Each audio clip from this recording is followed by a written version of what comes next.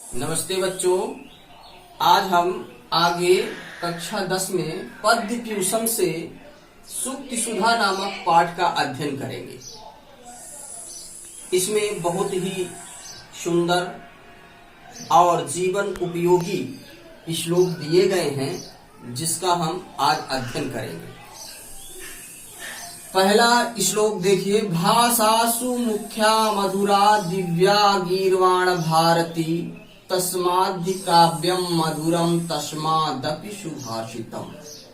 संस्कृत भाषा जो है सबसे प्राचीनतम भाषा है। इसे देववाणी भी कहा जाता है। इसमें असीम ज्ञान का भंडार छिपा हुआ है। इसीलिए इन्होंने कहा भाषा सुमुख्या मधुरा दिव्या गीर्वाण भारती।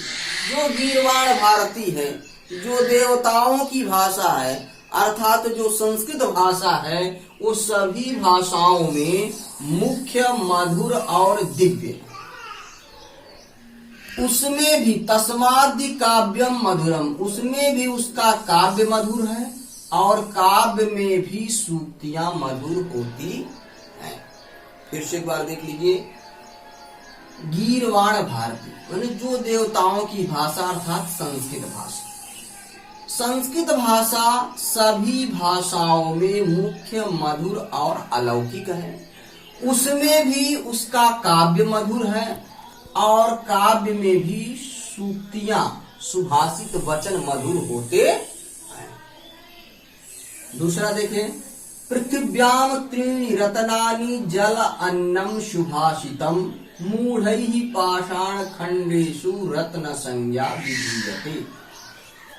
पृथिव्याम त्रीणि रत्नानि, इसमें कवि कहता है कि पृथ्वी पर तीन ही रत्न। वो क्या है? जल अन्नम सुभाषितम। जल है, अन्न है और सुंदर वचन।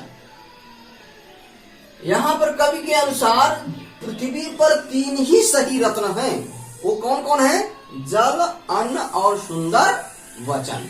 लेकिन मूढ़ई, जो मूर्ख लोग हैं, अज्ञानी लोग हैं, वो पाषाण खंडेषु रत्न संज्ञा विधीयते, पत्थर के टुकड़ों को रत्न की संज्ञा बताते हैं। जैसे हीरा, जवाहरात, पन्ना, मूंगा इत्यादि जो पत्थर के टुकड़े हैं, उन्हें रत्न की संज्ञा का दर्जा देते हैं।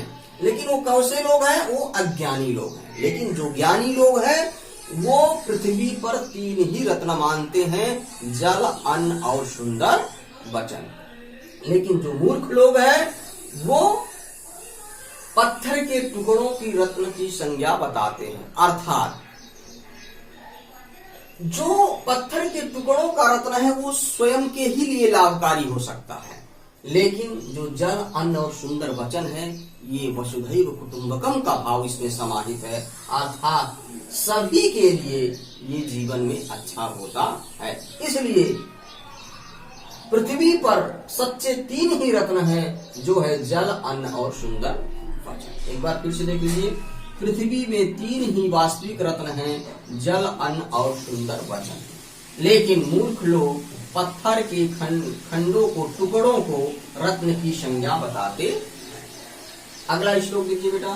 काव्य शास्त्र विनोदेनो कालो गच्छति धीमताम व्यसनेन च मूर्खाणाम निद्रया कलहेन वा। बहुत ही सुंदर श्लोक है। इसमें हम अपने समय को कैसे व्यतीत करते हैं, क्योंकि समय का जीवन में बहुत ही बड़ा महत्व है। 1 inch time is better than 1 inch gold. 1 inch सोने से बढ़कर कहीं 1 इंच का समय होता है। 1 सेकंड का समय माना जाता है, क्योंकि हर कुछ तो खरीदा जा सकता है, पाया जा सकता है, लेकिन समय अगर चला गया तो उसे हम कभी दोबारा नहीं प्राप्त कर सकते। इसलिए जीवन में हमें समय का सदैव सदुपयोग करना चाहिए। वही उन्होंने कहा है कि काव्य शास्त्र विनोदेन कालो गच्छति धीमताम।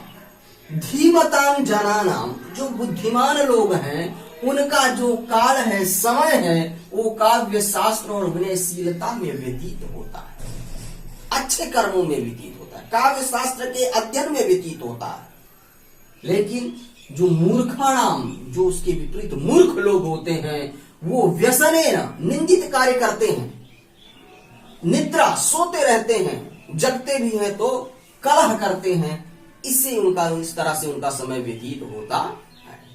फिर से एक बार देखिए, जो धीमताम, जो बुद्धिमताम जनानाम, जो बुद्धिमान लोग हैं, उनका समय काव्य शास्त्र के अध्ययन में व्यतीत होता है। इसके विपरीत जो मूर्ख लोग हैं, उनका समय निंदित कार्य में, सोने में और झगड़ा लड़ाई करने में व्यतीत होता है। अगला श्लोक है बेटा, श्लोकस्तु श्लोकताम याति यत्र तिष्ठन्ति साधवः लकारो लुप्यते तत्र यत्र तिष्ठन्ति असाधवः। देखिए कहीं कहीं श्लोकों का महत्व कहां पर है।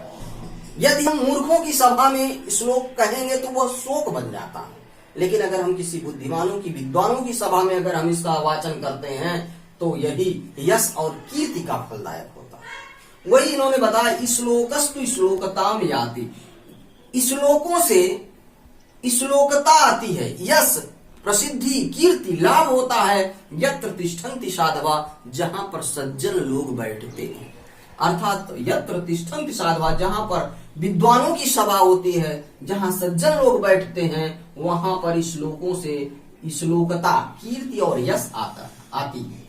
लेकिन लकारो लुप्यते तत्र यत्र तिष्ठन्ति असाधव, जहां असज्जन लोग होते हैं, असाधु लोग होते हैं, वहां पर श्लोक के लकार का लोप हो जाता है। अर्थात जब श्लोक के ला का लोप करेंगे तो शोक बचेगा, अर्थात उस श्लोक में केवल शोक ही बचता है, अर्थात वहां पर श्लोक कहने से शोक हो जाता है। फिर से एक बार देख लीजिए, जहां पर सज्जन लोगों का वास होता है, वहां पर श्लोक से कीर्ति और यश आती है, लेकिन जहां पर असाधु लोग, असज्जन लोग होते हैं, वहां पर श्लोक का लकार लुप्त हो जाता है, अर्थात वहां शोक बचता है।